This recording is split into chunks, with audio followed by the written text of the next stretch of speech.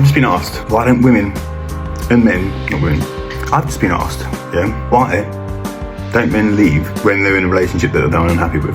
Let's just get this straight for 1 second, right? Men are held accountable for everything they do.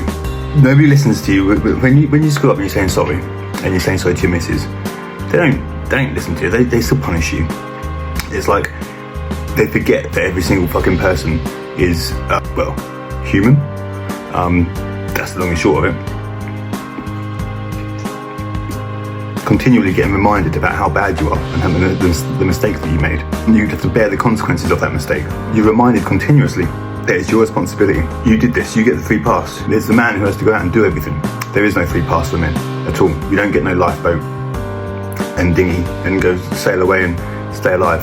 We have to stay on the boat and let it sink with us. There's no innocent mistake for men. All we receive is judgment and consequence. I'd really like to tell you that when things go right, we get appreciated. There's certain videos that I do that are acknowledged and well done, yeah, it's good, we've been. You've always got a couple of people on there that's fucking spouting out some shit. Negative shit generally as well. Especially when I'm doing my stuff with the Mackenzie thing. Like, I'm lowering the prices, I'm getting the prices with, I'm the first person to do no win, no fee. Back again. And people are now copying that, but no one's congratulating me and saying well done.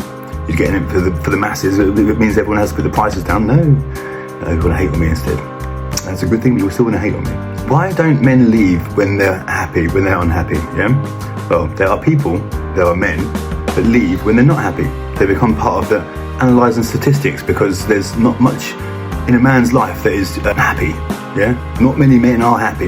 In fact, very few men can actually say with a hand on heart, unless you've got inner peace and found inner peace, that you can actually say you're actually happy. Even when you found inner peace, there's still people trying to piss you off. Man has one thing, that is responsibility. Truth, it's a burden we carry. We don't expect any reward for it. It's just, that's how we've ingrained, that's how we've been brought into this world. But even if we did expect something from it, what would we get? You certainly wouldn't get treated like this, the way the men are getting treated these days. Poor kids, man. I mean, fucking young men today don't even know if they're coming or going. They don't even know.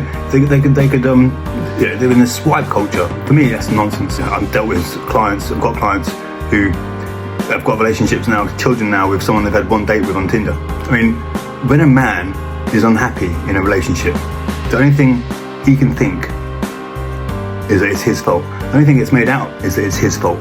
It's my responsibility. I've got to fix this, I've got to put this right. But he doesn't get any acknowledgement for trying to put it right. And the truth is, most of the time it's not even his fault anyway. And let's think about it. Men don't leave when they're unhappy in a relationship. Because what would they do? Most men don't like being by themselves in an unhappy relationship. So they make do with the unhappy relationship they're already in. And plus, let's be honest, if a man finds himself in a state of comfort and he feels that his responsibilities are taken care of, that's when he's in a state of comfort.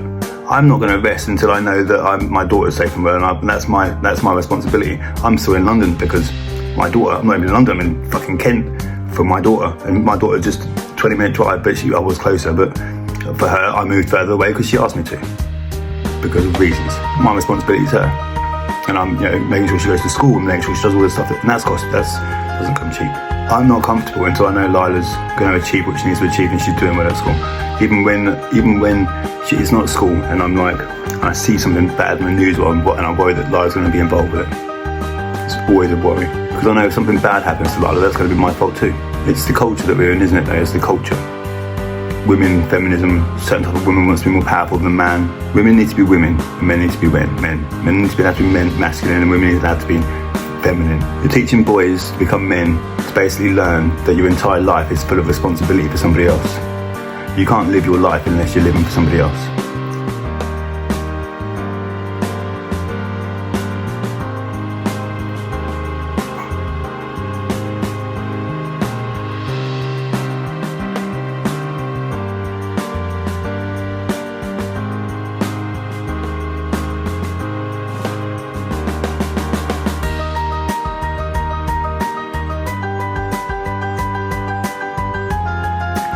How do you think that this culture, it needs to shift, it needs to be a cultural change, yeah?